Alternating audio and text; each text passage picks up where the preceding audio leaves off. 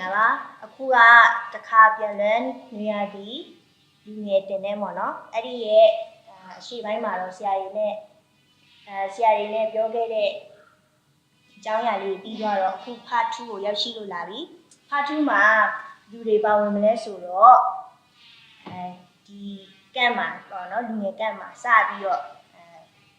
ဥက္ကဋ္ဌယာဒူကနေပြီးမှတဖြည်းဖြည်းလူငယ်တွေကိုကြီးပိုင်းကနေပြီးတော့ဥဆောင်လာပြီးခဲ့ကြတဲ့လူငယ်ခေါင်းဆောင် CPR အကိုအေးအမိုက်နဲ့မိတ်ဆက်ပေးမှာပဲဖြစ်ပါတယ်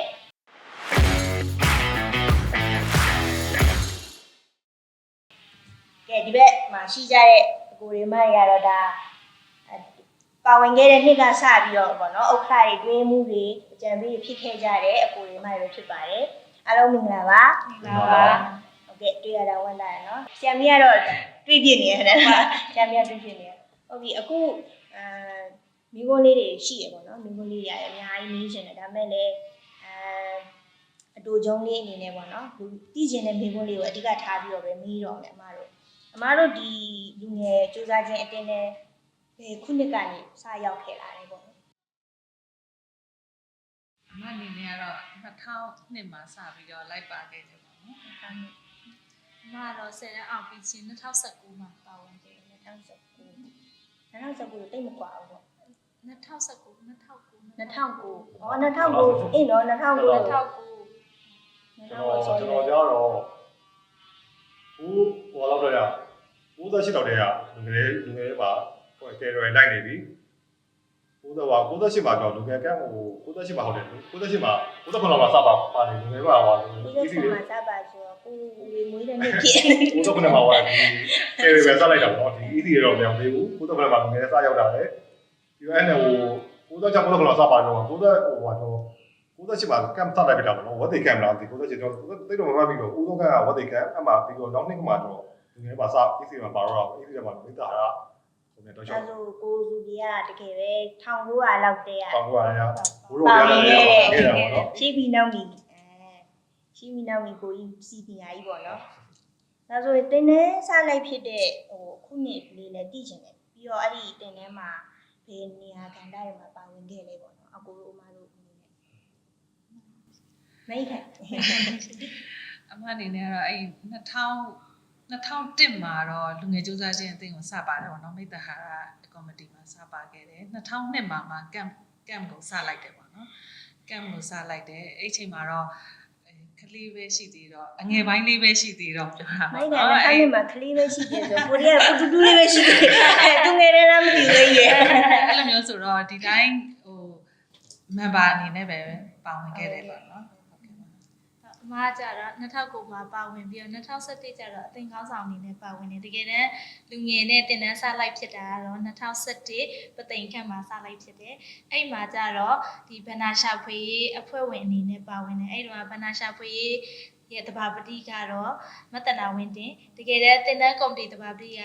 Reverend Dr. စောစိတ်ခုတင်တန်းတောင်ခံကတော့မအိခန့်အဲ့ဒီမှာတင်တန်းစပြီးလိုက်ခဲ့တယ်တောင်ခံအနေနဲ့စပြီးလုပ်တဲ့အချိန်မှာအမကပါကျွ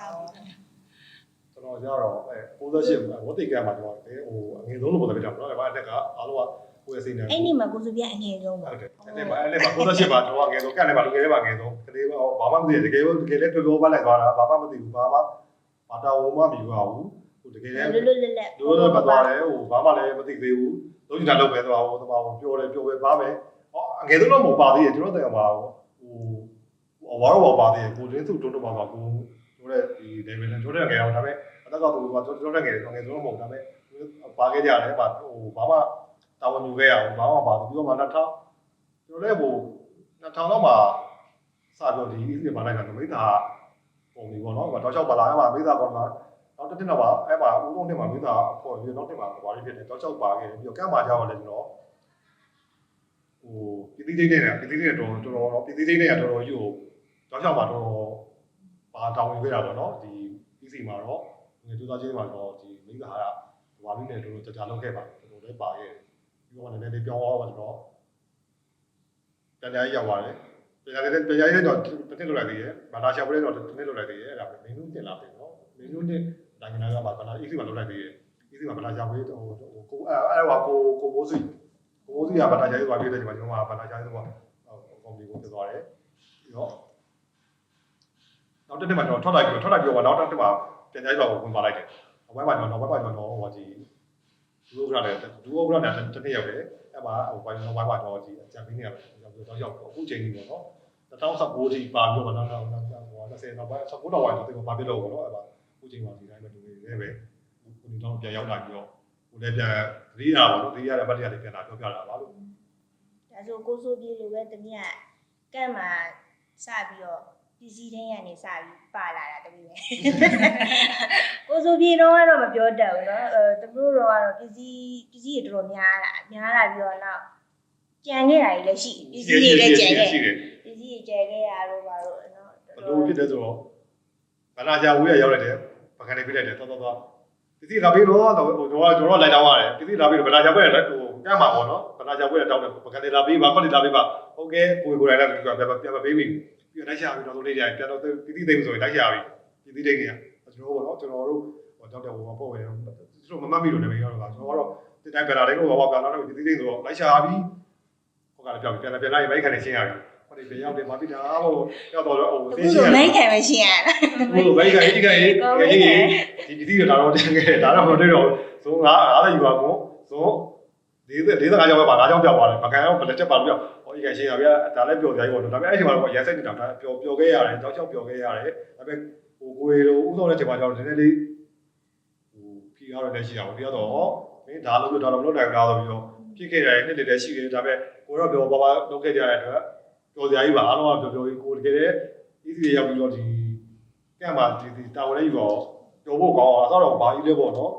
ဒါကြီးလုပ်လိုက်ပါမဖြစ်တာပေါ့နော်ဒီလူကံလိုက်တော့ကလည်းကြောက်လိုက်ရတယ်ဟိုခရီးဂျူနိုင်းကလည်းအပြောင်းမှာဟောဘာကြီးလဲဆိုတော့ပျော်စရာကြီးဖြစ်တော့တောက်လျှောက်ကပျော်ပြီးတော့တောက်လျှောက်ကပါလာခဲ့တာပေါ့ဒီ2019လောက်ကြီးကတော့ဆက်ရှိတော့ကောင်းပါခဲ့19ပါတော့တိတ်မပါတော့ဘာဖြစ်တော့19ပါကြောက်တယ်နည်းနည်းလေး မှာကိုစိုးပြေမပါ ပျောက်သွား19လေးပါတော့19ပါတော့မပေါအောင်ဖြစ်တော့ပျောက်သွားပြီးတော့ဒီလိုပေါ့ ဘာလို့ပြောင်းသွား အေးလို့ကပေါင်းနေလိုက်တာ ပုံးနေတယ်တမင်မလိုက်တာပါအတိပါတယ် မလိုက်တော့ပါဘူးအသက်ကလည်းရန်ကောင်သွားပြီဒီမှာ2018မှာကျွန်တော်ကလည်းပါ30တော့40နေပါဖြစ်နေပြီဟို38တော့မပြောတော့ပါ ညရှော့ပေါ်ပြောပြီး ဟိုဒါအသက်ကလည်းတော့မကောင်းလဲပါပဲသိနေပါတော့ဒီတော့ပါဝေးတယ်လို့နေတာမဟုတ်ဘူးအဲ့တော့38ဆိုတော့အရန်ကွာသွားပြီကလေးတွေကဒီကိုဒီလိုပဲပြီးဆရာမီးတို့ကြီးတို့ငယ်တို့တော့ကိုနေ့ကဒီ level တက်လာကြအောင်အောင်လို့တော့သိမသိတာပဲနောက်ပိုင်းကလေးတော့ရန်ကွာသွားတယ်ဒီလူကြီးကဘာကြီးလေးဒီကောင်ကဘာကြီးလေးဒီကြီးကဘာလို့ဖြစ်လာကြပြီလေတွေးခေါ်တယ်ဘယ်လိုတော့ဒါပေမဲ့ဒီလူကြီးကတော့ဆရာမီးတို့ဘိုက်ခိုင်ပြောလို့ရကြည့်လို့ရသေးရဲ့နောက်လူတွေကျတော့ကြည့်ဖို့ကြတော့ကိုယ့်အမြင်ဆိုရင်ဒူရိုးတွေဒီမှာကိုကတော့ကောင်းတယ်လို့ပြောတဲ့စကားမှာသူကကြတော့ဒီကကပါတယ်ဒီကလက်ပိတ်တော့ပြတာပါအဲ့လိုတွေပါကိုယ့်အောင်တွေးပြီးတာပါဒါပေမဲ့ကလေးရဲ့တွေးပါတွေးမယ်ကိုယ့်တော့ဒါလည်းပါလို့ဆိုတော့ဒီကဘယ်ရမယ့်ချိန်အောင်လာပြီပေါ့ဒီကဒီတော်ဒီထဲမှာဟိုလေနောက်ဒါမဲ့ကလေးကကိုယ်တော့ပေါ့ပေးရမှာဒီကကိုကလည်းဒီကပဲကိုမဖယ်ပေးလို့မရဘူးဖယ်ကပေးရမှာကိုနေရာဖယ်ပေးပါသူ့နေရာပေးရတဲ့တော့သူအချိန်ပေးရမယ့်ချိန်ရောက်လာတဲ့အတွက်ကိုလည်းနေရာကိုပေးလိုက်တာပေါ့နော်ပေးပြီးကိုယ်နောက်ကနေတတ်နိုင်တော့ဟိုဦးတော့တပိသာလေးနဲ့ပေါ့တပိသာဦးတော်လေးတွေပဲနည်းနည်းလေး တပည့်တော်လေးဒီ အဲဦးတော်လေးတွေလည်းအပြန်ပေးတာပေါ့ဒါလေးလုပ်ပါလားဒါလေးကိုလေးလုပ်ပါလားနည်းနည်းလေးပြောပြတာပဲရှိတာပေါ့အဲ့လိုလည်းပဲနည်းနည်းလေးပါဝင်ခဲ့တာပေါ့နော်နောက်တန်းလေးပဲလုပ်ပေးခဲ့တာ ကိုတို့ရှေ့လူငယ်တွေဘိုင်းမှာတော့မပြောတတ်ဘူးကိုတို့3ယောက်ပါခဲ့တဲ့နှစ်ကတော်တော်လေးကိုက်ညီမှုရှိဘာလို့ဆိုတော့မိုက်ခိုင်တို့ဥဆောင်ပြီးတော့ကိုစိုးပြေရတဲ့နောက်ကနေပန့်ပိုးပေးနေကားတခြားတော်တော်လေးကိုနော်အခုလည်းကိုက်ညီရလေပြီးတော့မတိုက်တော့ဘူးစီချင်းနဲ့အဲ့လိုတွေဆက်နေရနော်ပန်းလေးရတဲ့ခဲရောင်လေးဆိုကွက်တီပဲဖြစ်တယ်အဲ့လိုကိုက်ညီမှုတော်တော်ရှိခဲ့ရဘာလို့ဆိုတော့ပျော်ခဲ့ရတယ်လေပျော်ခဲ့ရတဲ့ကံတွေအများကြီးပဲဆိုတော့အခုကိုရိုးလိုက်ခဲ့တဲ့ဟိုတင်တန်းရဲ့အတွေ့အကြုံလေးပေါ့နော်အတွေ့အကြုံအသေးခက်ခဲတဲ့အပိုင်းလေးတွေလည်းရှိလာမယ်ပေါ့နော်အဲ့ဒါလေးတွေရဲ့နောက်တင်ခဲ့တဲ့တင်တန်းရဲ့ဟိုဒီပေါ့နော်ဒီကျန်းစာခွန်အားရတဲ့တင်ငန်းစာလေး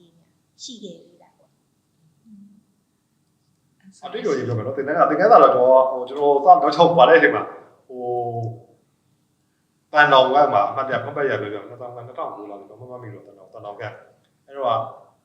ကျွန်တော်တို့တော့တဲ့ကာကြီးကကုန်တင်ကားပုံစံကြီးကုန်တင်ကားပေါ့ဆိုင်းတွေတယ်အဲ့တော့လည်းရန်ဟိုဖြစ်တော့ဗောနော်ဟိုနည်းနည်းဟိုခရီးနဲ့နည်းနည်းကျတဲ့ချိန်ဖြစ်နေတဲ့အချိန်သူက တော်တယ်တန်တော်သွားပါရထားနဲ့လာကျွန်တော်ကစင်းကြိုကကျွန်တော်ရဲ့ကိုတုံတုံရဲ့တော့ကြောက်ကဘူးလည်းဒီကားတော့ဘူးလည်းဒီ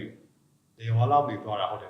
ယ်ကျွန်တော်ရဲ့ကိုတုံတုံရဲ့ကိုတယ်ဝါရဲ့ဆရာအောင်နိုင်နဲ့သွားတယ်ကြည့်ပြီးသွားတယ်ရောက်သွားတယ်ဟိုကဒီမှာတော့ဝဲတဲ့အချိန်မှာဟုတ်တယ်ပါမင်းဦးတဲ့အဲ့မို့ရောရခံတော်ချိန်မှာဟုတ်တယ်အဲ့ကပဲတော့တက်သွားချိန်မှာမင်းဦးတဲ့ဟိုကိုဇွေတော့ဘယ်ဝင်မင်းဦးတော့ပါတယ်ကိုသေးတော်ကဆရာဝန်ဖြစ်နေပြီပဲအတိုင်းမို့တော့ဆရာဝန်ဖြစ်နေပြီဟောက်စင်းနေချိန်ဟိုဘရဂျာတော့ဒီပါသေးတယ်ဟိုသွားတဲ့ချိန်မှာဟိုတန်တော်လမ်းတော့ကလမ်းပြစ်တော့ဟိုအချိန်မီမရောက်တော့နောက်ကျသွားတယ်ငါပါနိုင်ခွက်တည်းတော့ကြာလမ်းခင်းတော့စောင့်နေရမှာနိုင်ခွက်တည်းနောက်ကျသွားတော့တက်တဲ့ချိန်မှာတန်တော်မျိုးပါထုံသွားပြီငါ့ကိုခန်းနေနေရတယ်အဲ့ချိန်မှာဟိုမထင်မှတ်တာကြီးခါမှမကြုံဘူးကျွန်တော်လိုက်ခဲ့တော့ချက်ပါပေါ့နော်2009မှာဖြစ်တယ်ဆိုမမေဝန်ဆန်းဟိုကျွန်တော်အားနေကိုကျွန်တော်မသိဘူးဟိုကတော့မပြောထားဘူးတက်ပါတော့ဘာရောက်တော့ဘောင်းမထိုင်ရတယ်မိမဒူရီအောက်မှာဒူကြီးတွေပါဟိုလူကြီးကလည်းအနေတရားမလို့ပါတယ်အဲ့တော့ဘာလို့ပါလဲချိန်မှာဟိုစိတ်မူတွေကြောက်တော့ဖြစ်တဲ့ကြောင်တော့ထိုင်နေကြမင်းဟိုအဲ့နဲ့ပါဒီဘေးကဒီကွယ်သွားတာဒီကွယ်သွားချိန်မှာသူကအဲ့ဒီကြောက်ဖြစ်သွားတယ်ပြီးသွားဘာဖြစ်ပြည့်ပါဘာဖြစ်လဲတော့ပုံဖေလို့ပဲလူရှင်းတော့ဟိုတတိသိမလဲလစ်သွားတော့ဒီကမှာအဲ့ဒီမှာသေတ္တာရှိခေါင်းခိုင်းမှာခေါင်းမတော့ခေါင်းခိုင်းမှာဆရာသေးလို့နောက်ခိုင်းမှာဆရာသေးလို့ခိုင်းတော့ဘလို့ပါကမောင်းနေတော့လေဟိုပြောရအောင်ပြောရတယ်ကိုခေါင်းပုတ်တယ်တကားခောက်ဘေးကောက်ခောက်မှရောက်မှာဆိုတော့မထူးတော့ဖြစ်ခါမှပြီးသင်ဟိုအခုဘွားကြောက်တယ်ဒီကတော့မကြောက်အဘအဲ့ဟိုဒီဘောခေါင်းပေါ်ရောက်ပြတဲ့တက်အားပေါ်ပြတ်မယ်တော့ရဒါတော့ပြီးတော့ဟိုဘေးကိုခေါက်တော့မှာရောက်ဘာဖြစ်လဲနောက်မှဘူးလို့ဘူးလေးလို့ကားရပ်ပါအောင်စိတ်သက်သာလို့ကျွန်တော်ပါပြောတော့ပါအဲ့လိုချိန်ကပါကားရပ်ပြောမှာစိတ်သက်သာယူပြီးတော့ပါတော့တဲ့မှာဟိုအမဘာမောတော့ရန်လန်သွားဆိုတဲ့ချက်မှာအလီဇွဲကိုဇွဲအမေရပါတော့အလီကသူ့ချိန်မှာအဲ့တော့မဟုတ်ရေးသားပဲရှိတယ်ဒီပါသေးတော့သမီးလေးရဲ့အလူမထားခဲ့ပါနဲ့သမီးလေးရဲ့အလူမထားခဲ့တော့အဲ့ချိန်မှာကိုရီးယားခေါင်းတောက်ပါဟာဘာလို့ဘာလို့ရမှာလဲအဲ့ချိန်မှာဖြစ်တာဆရာကြီးဘာဖြစ်တယ်တော့မသိဘူးတော့အဲ့မှာကျွန်တော်ကိုဖြစ်တယ်ကျွန်တော်ဖြစ်တယ်မှာဟောပေါ်ပဲသွားပါလားအောက်ပြန်ပဲတောင်သေးဝင်ပြန်သွားပါလားတန်တော်မြင်နေရပြီတန်တော်သေးဝင်တန်တော်မှာလဲဟိုဒီသူ့လေတောင်ဝင်ပြန်တော့ပါဆိုတော့ဘာလို့ပါလဲစဉ်းစားရပါချိန်မှာစဉ်းစားဘာလို့ပါလဲအဲ့မှာသေသူကတော့ကိုသေသူကတော့ဘုံနဲ့အေးစိတွေဒါတော့သူလုံးထက်ရအောင်အေးစိတော့ပါတယ်ဟိုဘေးကနေကိုကြီးကတော့အလုပ်လုပ်နေမှာဆွဆွကျူကျေးဇူးတော်ရောက်မယ်ဟိုဖြစ်သွားတယ်ပေါ့ဒီတက်ရှူတဲ့ချောင်းဝါပြောခဲ့ဒီပြန်တယ်လာတယ်အဲဒီမှာအားရပါလို့ဒီမီးတော့ကဒီတော့ဒီကဘာဖြစ်လဲဆိုတော့ဒီကလေးပိတ်သွားတာဒီဘာလို့ထားလိုက်တော့သူကဒီဝင်တော့ဝင်ဟိုပြည့်အောင်ပြောက်တော့အဲ့လိုပြသွားတယ်တော့ဒီလစ်သွားတာအောက်စီဂျင်ပြတ်သွားတာအောက်စီဂျင်ပြတ်သွားအဲ့မှာအဲ့လေဟိုတို့ဒီကမ်လိုက်တော့ချောင်းမှာနောက်ပိုင်းဘာလို့မဖြစ်ဘူးလေဒါပေမဲ့ဟိုတက်တက်မှာဟိုပါလေကျွန်တော်ဘိုင်းထဲမှာဘာဆိုင်နဲ့ဖြစ်တာတော့အဲ့တော့ကျွန်တော်ကြားလိုက်တာကျွန်တော်ဒီဒါပဲဘာဆိုင်နဲ့ဖြစ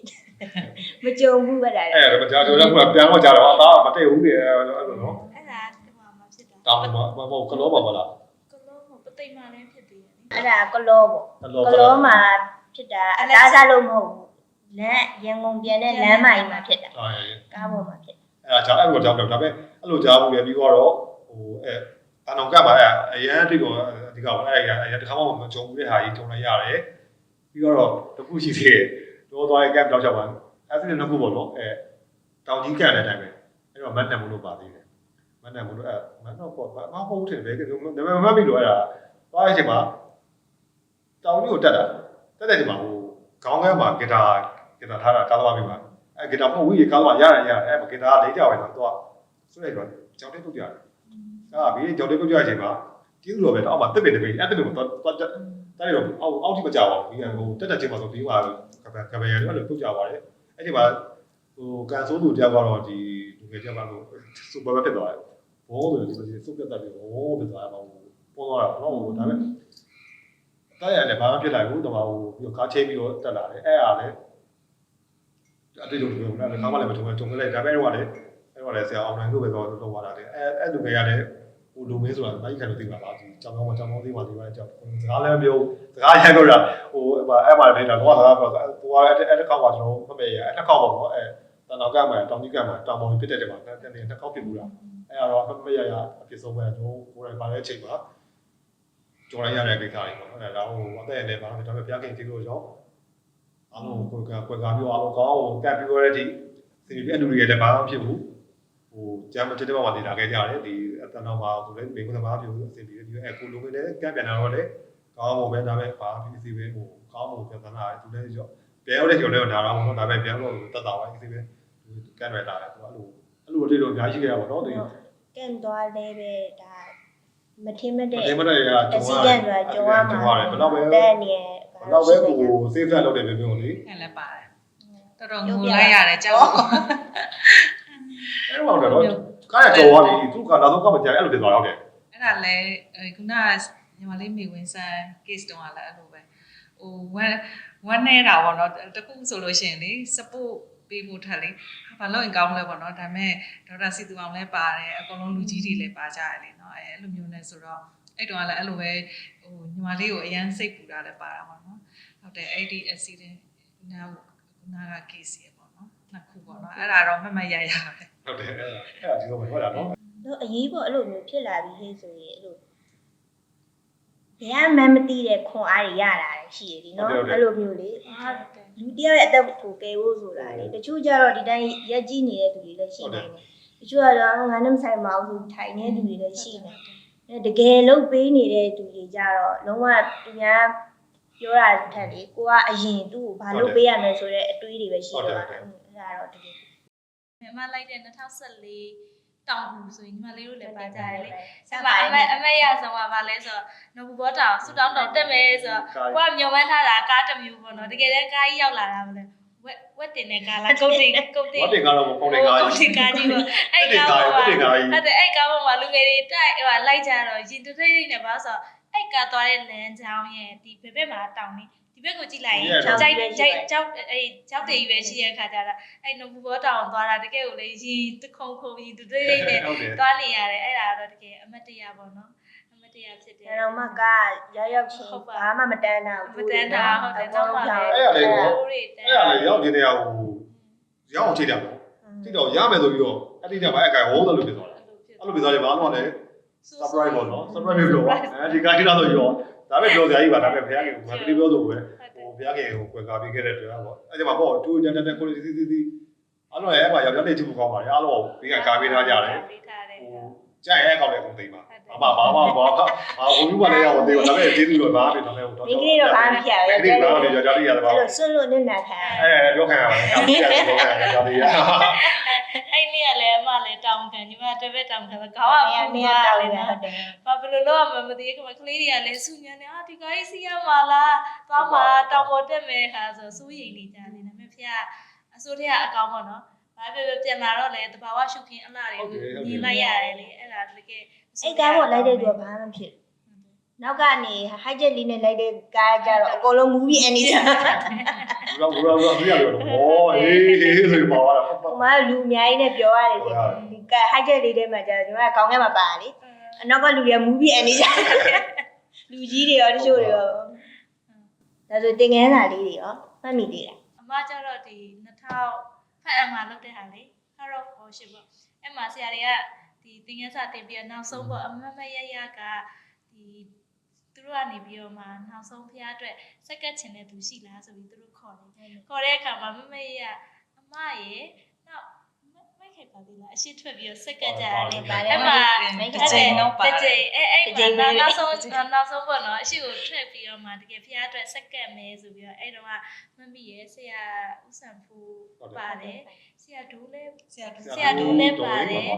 ပါတယ်ဟိုကလေ ဘယ်ကလဲတော့ဒီအမ Mostly မှာအဲ့ဒါကျတော့ Heart of Worship နဲ့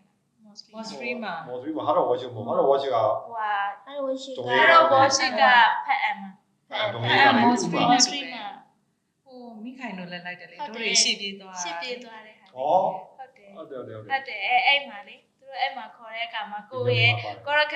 သွားပြီးတော့မှအဲ့မှာတော့စက်ကက်ခဲ့ပေါ့နော်ဒါပေမဲ့အဲ့စက်ကက်ခဲ့တဲ့ဟာတကယ်လဲဖះကိုကိုပြန်ပြီးဂတိတရားလေအခုအဲ့တင်တန်းကနေပြီးတော့မှဟိုလှုပ်ဆောင်ခဲ့တဲ့အရာပေါ့နော်အကျိုးကျေးဇူးကအခုချိန်ဒီကိုဖះမှုတော်မှာစက်တိုက်ပေါင်းစက်ကက်နေတဲ့အရာ ဒါမင်းရဲ့တက်တည်ပဲနော် အဲ့ဒါတော့ ဒါကိုတီးတဲ့ဂတိကိုနဲ့ဖျားနဲ့တီးတဲ့ဂတိ ကမ်တဲပါပေါ့နော်မှတ်မှတ်ရရတွေကတော့ဒီဘန်နာဒိန်းပေါ့နော်ဘန်နာဒိန်းအနေနဲ့လိုက်ခဲ့ရတဲ့အချိန်လေးပေါ့နော်အဲ့မှာ ကဲမတိုင်ခင်နဲ့ကွာဒီမှာဒီဇင်ဘာပြီးပြီအကုန်လုံး activity တွေပြီးပြီဆိုတော့စပြီးတော့ရင်းနေခုန်ရပြီပေါ့နော်အဲ့ဒီမှာစီးရင်နေစလုပ်ရပြီပေါ့နော်ဆိုတော့ဘယ်လိုပြောမလဲကိုကတော့ voucher တွေနဲ့လုံးလဲချလဲလိုက်နေရတော့လေကဲအဲ့ဒါဆိုလို့ရှိရင်အဲ့ဒီမှာစပြီးတော့ meeting တွေထိုင်အဲ့လိုမျိုးနဲ့ပေါ့နော်ဒီအဝင်အထွက်စိတ်ရင်းနေပေါ့နော်ဘာတွေရှိမလဲ budget ကိုအရင်ဆွဲအဲ့ဒါတွေကတော့ဒါဆရာစေးတို့ဆရာအောင်နိုင်ဦးတို့ကအမားတို့နဲ့ဆိုရင်လက်ပွန်းတတိပေါ့နော်အကုန်လုံးဆရာတွေကတေချာသင်ပြီးတယ်။နောက်အရှိမလည်းမပုံတို့မယူမာတို့အဲ့ဒါတွေကလည်းတွဲခေါ်တယ်။နောက်အနောက်မှာလည်းတဏ္ဍဝင်းတင်တို့ညီမလေးတို့ပေါ့နော်အဲ့လို backup ဆရာမမီတို့အဲ့လိုမျိုးဆိုတော့လေဘယ်လိုအခြေအနေမျိုးပါမဆိုကိုကတော့လူငယ်ပိုင်းဖြစ်တဲ့အတွက်ခုနလိုပေါ့နော်ကိုဆိုပြပြောသွားသလိုစိတ်ပူတာတွေတော့ရှိတာပေါ့နော်တကယ်ငွေမောက်ကလည်းမနေဘူးလေနော်အဲ့လို camp တစ်ခုကိုစီစဉ်ရတဲ့အခါမှာကျတော့အဲ့ဆိုတော့သူ့အပိုင်းနဲ့သူအလိုက်တာဝန်ယူပြထားတဲ့အချိန်မှာကို့အပိုင်းကလည်းကိုကမှန်နေမှဖြစ်မှာလေစီရင်စရာဆိုတော့ပေါ့နော်အဲ့လိုမျိုးနဲ့ဘာဒန်တွေတော့ဖြစ်တယ်ပေါ့နော်ခုနလိုမျိုးကြုံရတဲ့အဲ့လိုမျိုးအရာတွေလည်းရှိခဲ့တယ်ပေါ့နော်အဲ့မှာကမ်ကိုပြန်ပြောင်းပြောဆိုလို့ရှိရင်ပြန်ရောက်ချင်းဆိုအရန်ပြောလို့ကောင်းတာအဲ့လိုတကယ်ချင်းတွေအကုန်လုံးပြောကြတာပေါ့နော်အခုကျတော့တော်တော်ကြီးဝေးသွားတဲ့အချိန်မှာရှိတာပေါ့နော်အဲ့တော့ကျတော့ပြန်စဉ်းစားအရန်ကြီးတော့ပြန်မထွက်တော့ဘူးဖြစ်တယ်ပေါ့နော်အဲ့ဆိုအမှတ်ရဆုံးကတော့တောင်ကြီး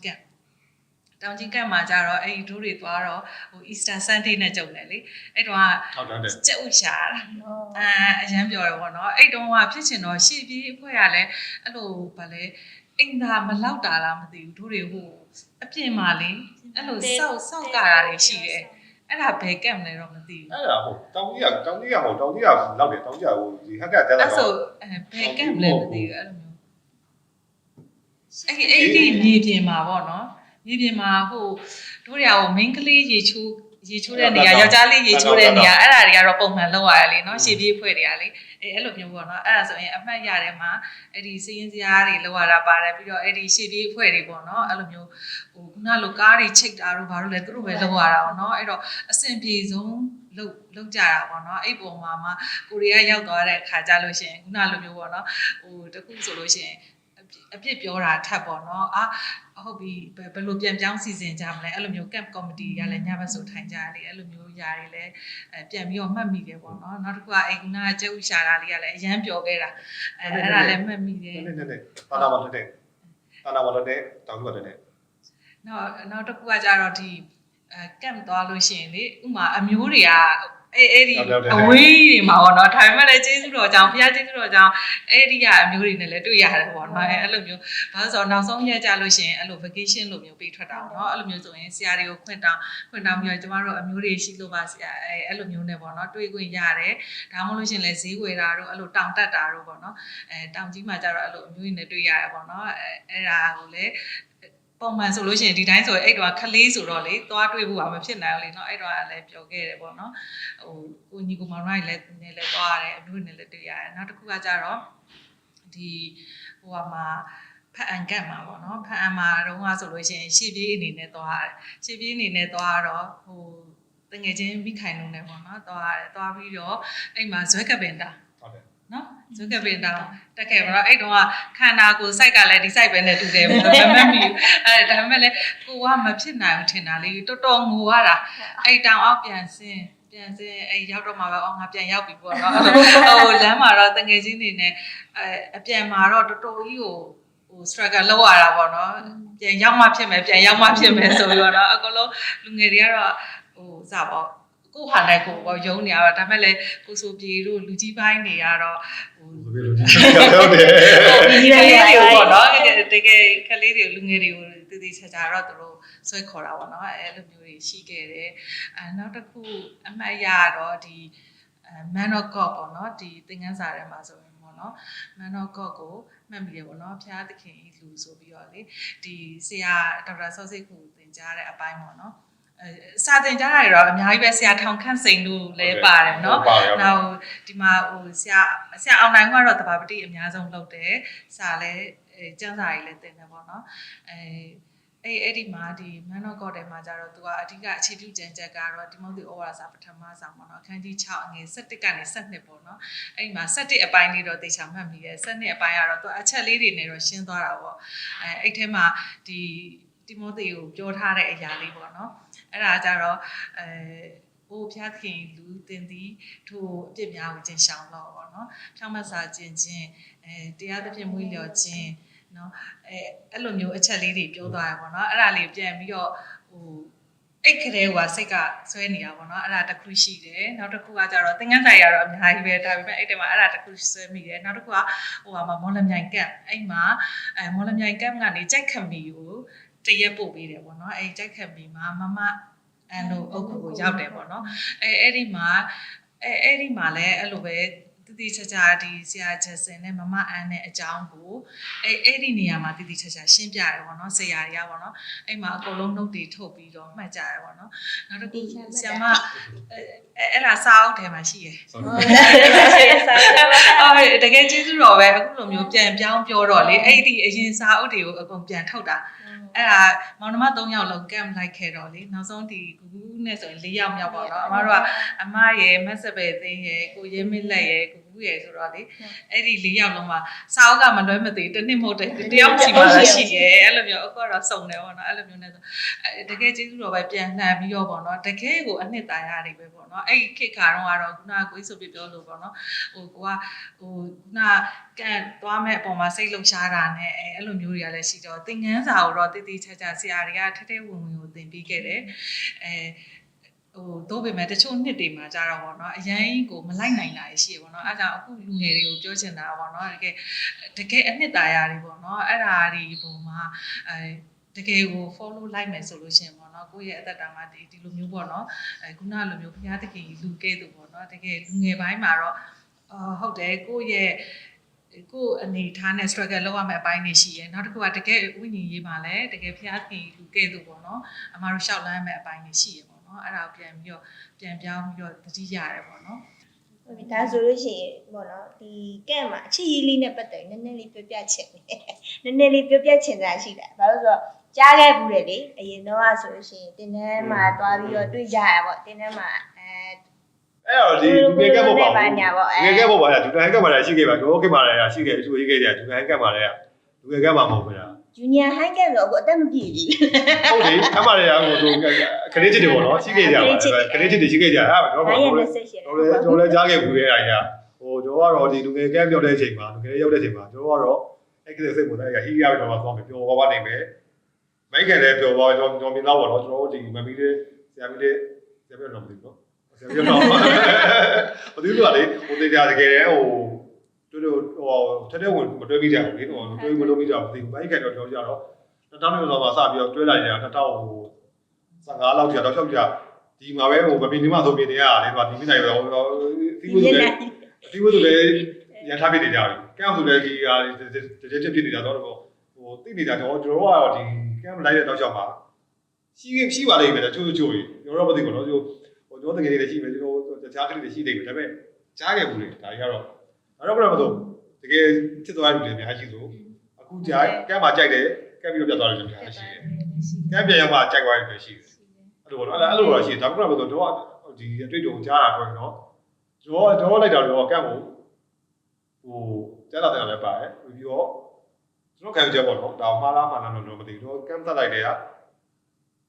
ဒီနေရာတော့ငါမရောက်ဘူးနေဒေသနာဘူးတော့ရမယ်ကြားလာလည်းတင်ရတယ်တကယ်လေးတွေလည်းတော့ပြောပါသွားရအဲ့လိုသွားရပါတကယ်ချင်းနေနဲ့အဓိကတကယ်လေးပြောပါတယ်ဒေသနာအဓိကကျန်တာကြောက်တယ်တော်တော်လေးတင်နေရတယ်တော့ဒါကျန်တာလည်းစိတ်ဝင်စားပါတယ်ဒါပေမဲ့ကိုစိတ်ဝင်စားတဲ့ဘက်ကိုတင်ချင်တော့ကိုတချို့ကကြောက်ပဲခိုင်မယ်ဆိုအဲ့တော့လည်းကိုအသက်ကလည်းငယ်သေးတော့သိနားမနေတဲ့ဘန်တွေအများကြီးရှိတယ်လေတော့ဆရာပြောတော့နားလည်းဆိုရှင်းနေဒါကြောင့်မပါဘူးရှင်းတော့ရှင်းနေဘေးတယ်လေးတောင်ပြီးရှင်းအဲ့လိုပေါ့တော့အဲ့လိုပေါ့ဒါပေမဲ့ရှိခဲ့ဟိုဆိုကိုစံချမ်းတို့ဆိုလည်းမျိုးကံမှာကြိုက်သွားကြတယ်မျိုးကံမှာကြိုက်သွားတော့အခုသွားကြကလေးရတယ်နော်ဟိုတောင်ကြီးမှာဆိုရင်ကိုယူပြိုးကြောက်ခိုင်းတယ်မျိုးကြောက်ခိုင်းတယ်ဟိုလေဟိုဒီဟိုနာဒီမလေးဒီဘောသူ့အောင်မေးပါမေးမြတ်မို့နဲ့သူတို့လည်းယူသွားကြတယ်အမအနေနဲ့ကတော့ဟိုစာအရှိပိုင်းမှာကျတော့လူငယ်ပဲရှိသေးတော့လေကမ်လိုက်တဲ့အရှိပိုင်းနှစ်တွေတုန်းကကျတော့ဒီအမတို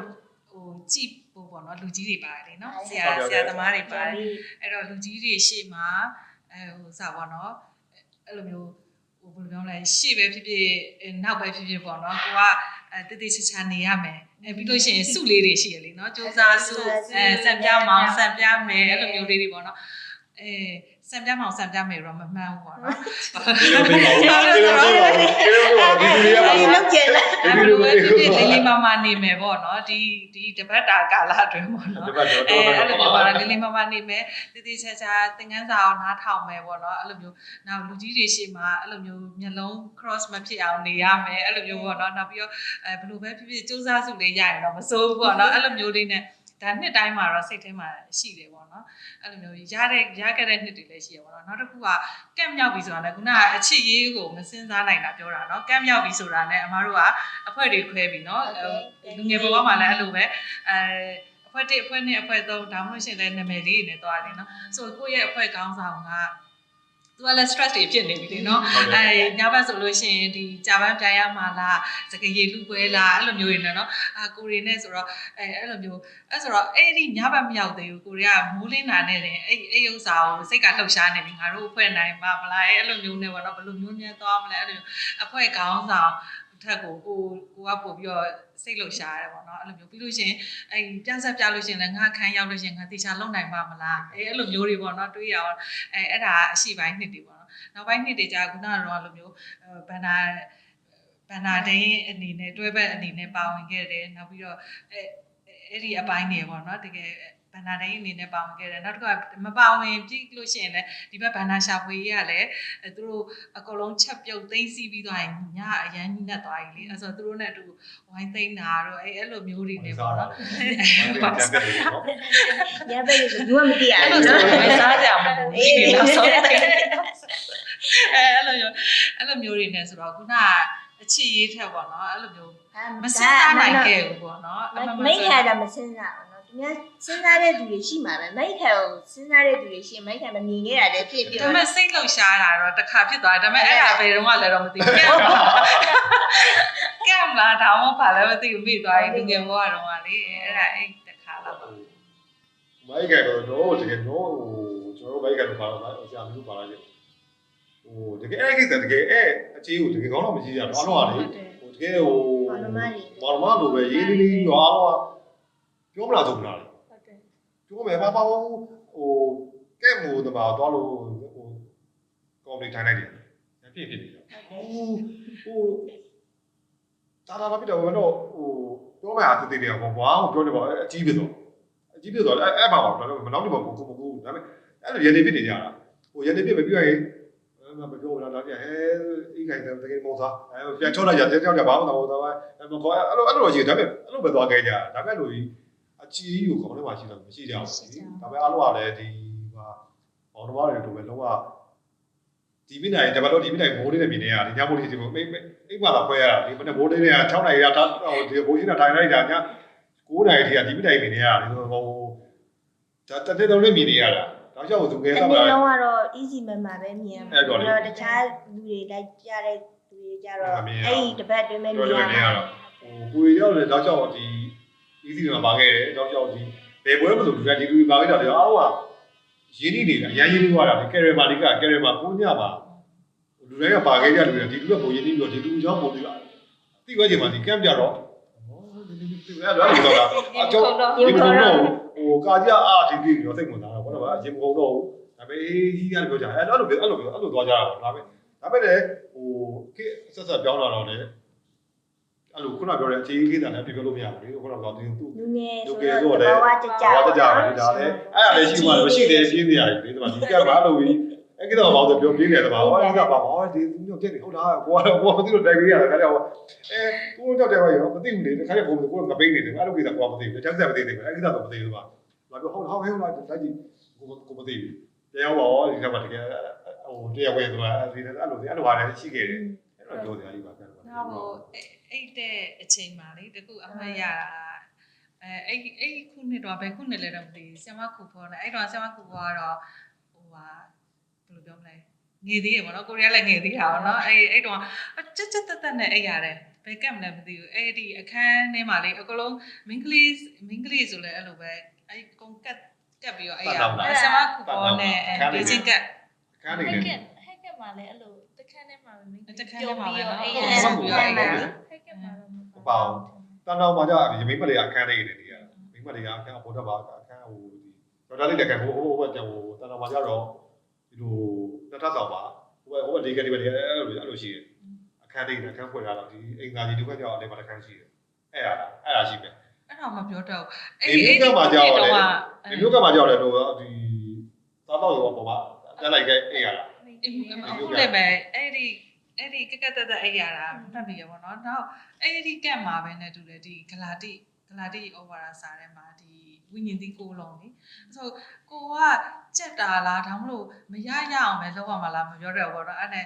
ဆရာမကူပေါ်တင်ပေးတာကိုအခုချိန်လေးမှတ်မိနေရတယ်အဲ့တော့ဝိညာဉ်သီးကိုလုံးဆိုကိုလေးဆိုချစ်ချင်းဝမ်းမြောက်ခြင်းကြီးတဲ့ချင်းပြန်ဆိုလိုက်ပြောင်းပြန်ဖြစ်သွားလိုက်အဲ့လိုမျိုးအဲ့နဲ့ဆရာမနေပေါ့စာပေါ့နော်ချစ်ဝမ်းငြိမ်စိတ်ကြီးကောင်းတစ်လူကအဲ့လိုမျိုးပေါ့နော်အဲ့ဥစ္စာအိတ်ကန့်မာတွေကအခုချိန်လေးအကုန်အစွဲပေါ့နော်အဲ့ဆိုချစ်ချင်းဝမ်းမြောက်ခြင်းနှိမ့်သက်ခြင်းဘုရားသခင်နဲ့ကိုယ်နဲ့ပေါ့နော်ပြီးရင်စိတ်ရှည်ခြင်းကျေးဇူးပြုခြင်းကောင်းမြတ်ခြင်း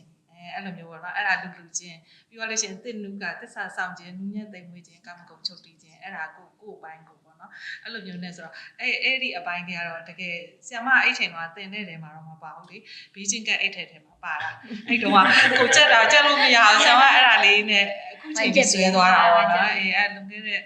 အေးပေါ့အခုကိုယ်ပဲ40ကျော်နေဆိုတော့လေအဲ့ခေတ်ခါတော်တော့ ဒီငယ်ကတခုရလိုက်တယ်ပေါ့ ဟိုကမ်ထဲမှာတော့မဟုတ်အဲ့အမှတ်တရတစ်ခုပေါ့နော်အဲ့ဒါတော့မိသားစုထဲမှာကမ်မသွားခင်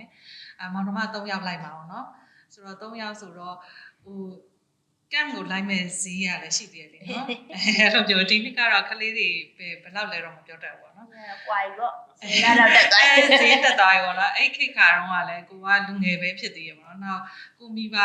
အခြေအနေနဲ့ပေါ့နော်မောင်နှမကလည်း3ယောက်လုံးလိုက်ချင်တာဒါပေမဲ့လည်းဟိုဖျားချောင်းကိုလည်းအားနာတယ်ပေါ့နော် FOC နဲ့ကြတော့လည်းအဆင်မပြေဘူးလေနော်အဲ့လိုမျိုးနဲ့ဆိုတော့အဲ့နှစ်ကမှတ်ရကကိုကဟိုအလုံးနေရင်းနဲ့မှာအပြင်မှာဘာလည်းမသိဘူးအဲ့လိုမျိုး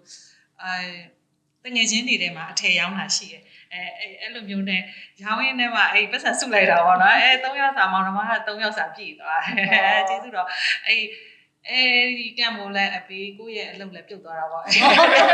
ထက်အလုပ်လဲပြုတ်သွားအရင်ပြီးပြန်ရင်းနှီးဖို့မရှိတော့အဲ့ဒါ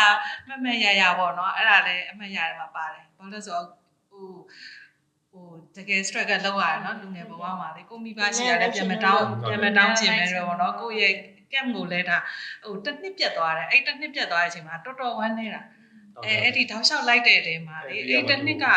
ဘာကြောင့်လဲမသိဘူးပေါ့နော်ငွေကြီးကြောင့်တော့မဟုတ်ဘူးဒါပေမဲ့ဘာကြောင့်လဲမသိပြတ်သွားအဲ့မလိုက်ရလေချင်းဆိုပြီးတော့အခုချိန်ဒီအဲ့ဝမ်းတဲ့စိတ်ကမပြီးနိုင်ဘူးပေါ့နော်အဲ့လိုမျိုးပေါ့နော်နောက်ပိုင်းကတော့ဟိုထားလိုက်ပါတော့အိမ်အောင်ပြုတ်ပြီးနောက်ပိုင်းတော့မလိုက်ဖြစ်တော့အဲ့ဒီလူငယ်ဘဝတောက်လျှောက်လေးမှာပေါ့နော်အိမ်တော်တွေဘဝမှာပျော်သွားတယ်ဘာဖြစ်လဲဆိုတော့အဲ့ဒီနားလိုက်တဲ့အချိန်နားလိုက်တဲ့ကန့်မှာလဲကိုရီးယားဒီသင်ချန်ဆိုတာကိုနဲ့ဟိုမရှိမဟုတ်ဘူးပေါ့နော်အဲ့လိုမျိုးဆိုအိမ်ထဲမှာပဲကျန်တာပဲဖတ်မလို့အေးဟိုဘလို့လဲပေါ့နော်အဲ့လိုဝမ်းနဲ့တလို့တငယ်ချင်းတွေသွားတော့လေအဲ့ဒါလည်းတော်တော်အမှတ်ရတယ်ပေါ့နော်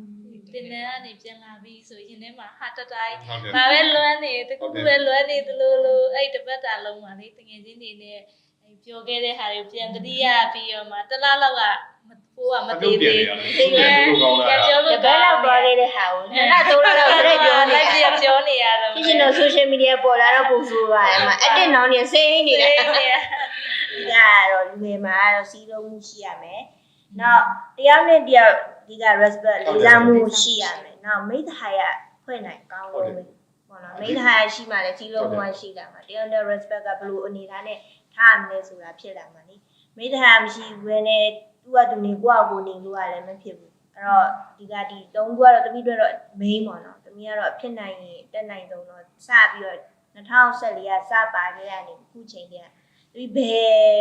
ယ်သူနဲ့မှမလုပ်ဘူးလို့ထင်တယ်တမိအကုန်လုံးနဲ့တော့မိသားရှိအောင်လို့နေခဲ့လို့ထင်တယ်တော့မလားကိုစိုးပြေတို့အမေခိုင်တို့ bench တွေရောမမီတို့ bench တွေရောအကုန်လုံးဒီနောက်တက်လာတဲ့ကလေးတွေနဲ့အစားပေါ့နော်တမိရဲ့ခံကြတော့ဒီ၃ခုနဲ့တမိခံပြီးတွားနေတယ်ပေါ့နော်ဆိုတော့ဒီမှာတော့ဘယ်လိုမြင်နေတော့မသိဒါပေမဲ့ကိုဆိုပြအရင်အရှိတွေထွက်ခိုင်းခဲ့ပြီးမဲ့အရှိကတော့ ရှေ့ကတော့ဥဆောင်မဲ့သူတွေကတော့ပြန်ပြီးတော့စင်းနေရှင်းနေပါပြီပြန်ပြီးတော့ပေးရတော့မဲ့အခြေအနေရဲ့ရောက်သွားပြီဆိုတော့ ဟိုကတော့ဥဆောင်မဲ့သူကအစင်သိရှိနေပြီ ဟိုအခြေအနေတစ်ခုစီမှာလည်းအဲ့လိုစက်ကားလေးကပြန်စက်ကားလေးကပြန်လို့လေရှိပြီနောက်ပြီးတယောက်ကတော့ဘာလို့အဲ့ဒါမှဟိုရှိရလဲတော့ဒီနောက်ကိုမသိခံနိုင်ပါလေဟိုအဲ့လိုကြီးကချက်တက်သွားရတာတော်သွားလိုက်တဲ့တရားကြီးကဘတ်တော့ပြတ်တော့မှာတရားဆိုတော့ရှိပြီနောက်ပြီးစက်ကားလေးဒီကိုတတိကိုနှစ်ယောက်ရှိရမယ်အဲ့ဒါမှလည်းဘယ်လိုအခြေဖြစ်အောက်ဆိုဆရာကြီးဆိုလည်းရှိပြီနောက်ပြီးတကယ်စက်ကား17နဲ့17ပဲပေါ့တော့တယ်ပဲပေါ့ဒီမှာဟို17ဆိုရင်ဘာတော့တယ်မှာလည်းအများကြီးမိခဲ့ရတော့ရှိမှာအများကြီးပဲတယ်မို့လို့မမိခိုင်လို့ဘာလို့တော့အများကြီးလိုက်ကတော့ဘာတွဲခဲ့တာအများကြီးပတ်တော်လို့တို့ကြောင့်နောက်ဆက်တွေပါတော့နောက်ကြောင်ဘိုက်ခံလို့ဆိုတော့မမိခိုင်တိတ်မပါတော့ဘူး ပါတော့ဟုတ်တ ဟို ယ် မတ်တက်မလို့ပါတော့တက်ဖြစ်သွားတာကျွန်တော်ရှင်းပြသွားပြီဒီမှာပါဆရာပြီးကြတော့မတ်တက်မလို့ပါမမိခိုင်လို့ပါတယ်ပတ်တော်လို့ပါလို့မပေးခဲ့အဲ့လိုပေါ့အဲ့လိုလူကလည်းရှိသေးတယ်ဟိုမိခိုင်ဆိုလူကလည်းနိုးခဲ့ပါသူရှိသေးတယ်နိုးပါလိုက်တယ်ပေါ့တော့အဲ့လိုလူလည်းပါမရှိလို့မရဘူးဒီမှာဟိုကျွန်တော်တို့မျိုးကျွန်တော်တို့ဇေရိုမျိုးအဲ့လိုဟောပဲရှိလို့လည်းမရအဆင်ပြေဘူးအဲ့လိုမိခိုင်တို့ဟိုမတ်တာဝင်းတို့မမိခိုင်တို့လို့အဲ့လိုရှိမှလည်းသွားလို့ဒါရဖြစ်တယ်ရပါဟိုအခုဆိုရင်မမီရောဆရာမီးနဲ့မကြီးကြီးတို့ပါရှိဒီမှာရှိတော့တင်ထွက်ပါပဲဒါပေမဲ့နောက်ကနေတော့ပတ်ဖို့ပါဟုတ်တယ်နောက်ကနေပြီးပြန်ပြီးရမှာအောက်ဆီဂျင်တို့ပြရမှာပြန်ပြီးရမှာနောက်ကနေဘူး အဲ့လိုမျိုးအဆက်တွေပြတ်သွားမှဆိုလို့လည်းဒီလိုဗီဒီယိုလေးကိုဖန်တီးရခြင်းဖြစ်ပါတယ်နော်။အဲဆိုတော့နောက်ပိုင်းလူငယ်တွေလက်ဆင့်ကဲမိဖို့ကြတော့ social media main ဖြစ်သွားမယ်လို့ထင်တယ်။အတင်းတော်ထဲမှာကလာတာနေသွားပြီ။ဘာလို့ဆိုတော့အကုန်လုံးကနိုင်ငံခြားရောက်သွားတဲ့သူတွေအများကြီးရှိတယ်။နောက်ဒီအလုပ်ထဲဝင်သွားတဲ့သူတွေပေါ့နော်။တချို့ကြတော့လည်းတခြားမှာပါဝင်နေတဲ့သူတွေလည်းရှိနေတဲ့အတွက်ကြောင့်ဒီ social media နဲ့တစ်ဆင့်သူတို့ကိုပြန်ပြီးတော့ငါတို့အတင်းတော်ကလုပ်တဲ့ဗီဒီယိုဖိုင်လေးကိုပြန်ကြည့်နေငါတို့ပါခဲ့တဲ့ဟာတွေမှာပြန်သတိရပါလားပေါ့နော်ငါတို့ဘယ်လိုပြောခဲ့ရပါလားပေါ့အဲ့ဒါလေးတွေကိုသူတို့ပြန်မမိစီခြင်းတဲ့အနေနဲ့ဒီလို podcast လေးကိုအစီအစဉ်လေးကိုပေါ့နော်ဖန်တီးလိုက်ရခြင်းဖြစ်ပါတယ်နော်အခုလိုလာရောက်ပေးကြတဲ့ကိုကြီးတွေမာကြီးတွေအဲ့တော့ဆီယမတို့ကိုအထူးကျေးဇူးတင်တယ်နောက်လာမယ့်အပိုင်းတွေမှာလည်းဘယ်လိုခံရတဲ့ဘယ်လိုခေါင်းစဉ်တွေနဲ့တွားမဲဆိုတာကိုဆက်လက်စောင့်မျှော်ပြီးအားပေးကြပါအောင်လို့ဖိတ်ခေါ်ချင်ပါတယ် ဟုတ်ကဲ့ပါကျေးဇူးတင်ပါ ကျေးဇူးတင်ပါတယ် thank you ပါ ဟုတ်ပါ